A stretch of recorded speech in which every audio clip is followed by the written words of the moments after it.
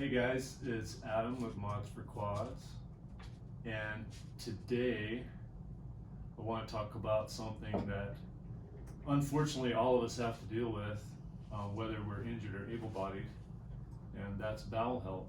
And if we're paralyzed, if we're in a wheelchair and we're not very mobile,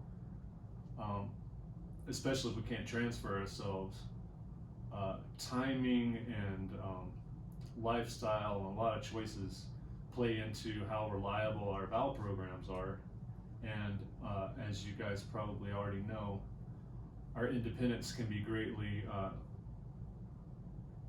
compromised by a very unpredictable bowel health regimen. So it's so helpful to learn how to adapt to that part of our situation. And most of us only get one shot a day at it. So how we eat, the supplements we take, the activity level we have, how hydrated we are, a lot of different factors play into our bowel health. And for me,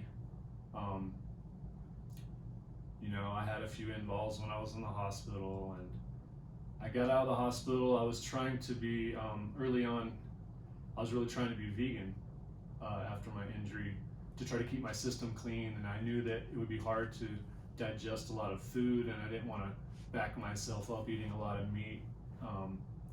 So I tried to be vegan to keep my nutrient level high and to keep my system kind of clean. And it didn't work as well as I wished it had. Being vegan, it's difficult to go through the day and only have one bowel movement.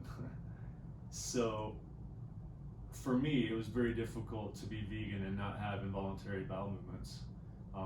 I have heard of some people out there doing it, and it would be nice to get a hold of them and talk to them a little bit about it. Maybe we can do that at some point. But for me, it was difficult coming out of the hospital, adjusting to that, and I eventually ended up on a almost exclusively meat and vegetable diet. But the medications that I was taking early on and supplements that I now take, basically I've made a lot of changes over the years to try to get a handle on it, and I've been pretty successful with it, and it hasn't really affected my daily activities or going on trips or doing things that I want to do. So I wanted to share some of that stuff with you guys if you aren't familiar with it already. And if you'd like to add anything, feel free to leave it in the comments, or if you have any questions, feel free to leave that in the comments. But in the following modules, we'll be discussing bowel health and focusing on certain parts of it. So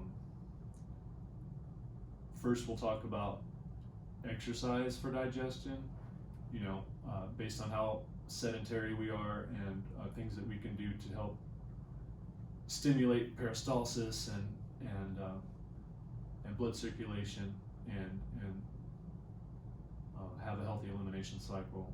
And then we'll talk about pain medications that can dry out our insides basically and make it hard for things to pass through, and also supplements that we can take to help that process.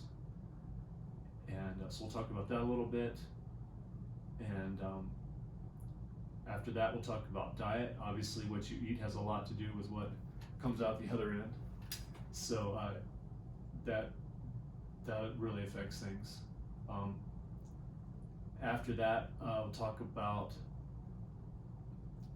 the regimen itself, and frequency and the rhythm of a bowel program, and how to maintain regularity, basically. And after that, we'll talk about constipation and what to do when that gets worse or severe.